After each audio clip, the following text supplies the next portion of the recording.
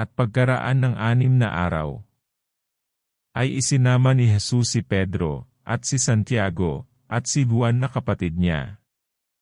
At sila'y dinalang bukod sa isang mataas na bundok. At nagbagong anyo siya sa harap nila. At nagliwanag ang kanyang mukha na katulad ng araw. At pumuting tulad sa ilaw ang kanyang mga damit. At narito, napakita sa kanila si Moises, at si Elias na nakikipag-usap sa kanya. At sumagot si Pedro, at sinabi kay Jesus, Panginoon, mabuti sa atin ang tayo'y dumito. Kung ibig mo, ay gagawa ako rito ng 3 tabernakulo. Isa ang sa iyo, at isa ang kay Moises, at isa ang kay Elias. Samantalang nagsasalita pa siya, narito, ang isang maningning na alapaap ay lumilim sa kanila. At narito, ang isang tinig na mula sa alapaap na nagsasabi, Ito ang sinisinta kong anak, na siya kong kinalulugdan, siya ang inyong pakinggan. At nang marinig ito ng mga alagad, ay nangasubasub sila. At lubhang nangatakot.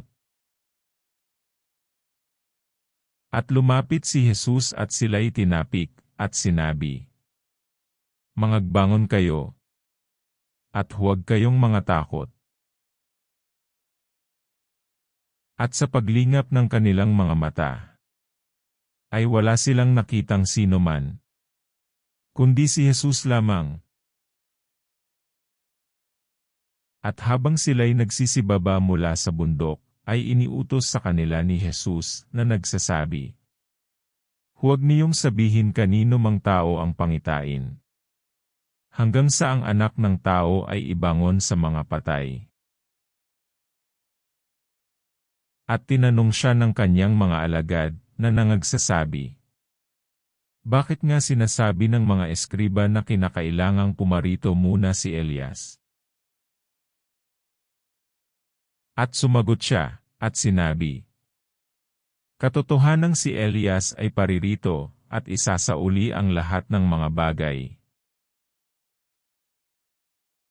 Datapwat sinasabi ko sa inyo, na naparito na si Elias, at hindi nila siya nakilala. Kundi ginawa nila sa kanya ang anumang kanilang inibig. Gayon din naman ang anak ng tao ay magbabata sa kanila. Nang magkagayoy na pag-unawa ng mga alagad na si Juan Bautista ang sa kanila'y sinasabi niya. At pagdating nila sa karamihan, ay lumapit sa kanya ang isang lalaki. Nasa kanya'y lumuhod at nagsasabi, Panginoon, mahabag ka sa aking anak na lalaki. Sapagkat siya'y himatayin at lubhang naghihirap. Sapagkat madalas na siya'y nagsusugba sa apoy, at madalas sa tubig. At siya'y dinala ko sa iyong mga alagad. At hindi nila siya mapagaling. At sumagot si Jesus at sinabi, O lahing walang pananampalataya at taksil, hanggang kailan titiisin ko kayo? Dalhin niyo siya rito sa akin.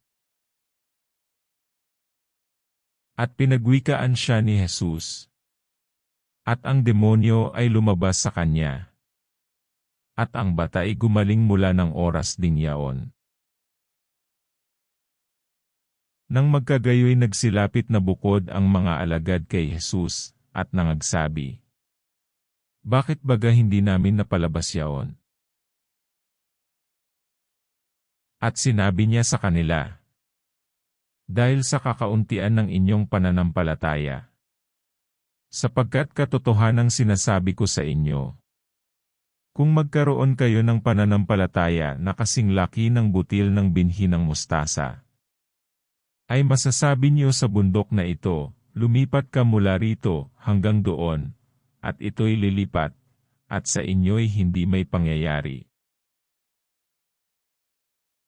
Datapwat ang ganito ay hindi lumalabas kundi sa pamamagitan ng panalangin at ayuno. At samantalang sila'y nangakahimpil sa Galilea, ay sinabi sa kanila ni Jesus, ang anak ng tao ay ibibigay sa mga kamay ng mga tao. At siya'y papatayin nila, at sa ikatlong araw ay siya'y muling ibabangon. At sila'y lubhang nangamanglaw. At pagdating nila sa Capernaum, ay nangagsilapit kay Pedro ang mga maniningil ng kalahating siklo, at nangagsabi, hindi baga pinagbabayaran ng inyong guro ang kalahating siklo? Sinabi niya, oo. At nang pumasok siya sa bahay, ay pinangunahan siya ni Jesus na nagsasabi, anong akala mo, Simon? Ang mga hari sa lupa, kanino baga sila nanganiningil ng kabayaran ng buwis? Sa kanilang mga anak baga o sa nangaiiba? At nang sabihin niya, sa nangaiiba, ay sinabi sa kanya ni Jesus, kung gayoy hindi na nagbabayad ang mga anak.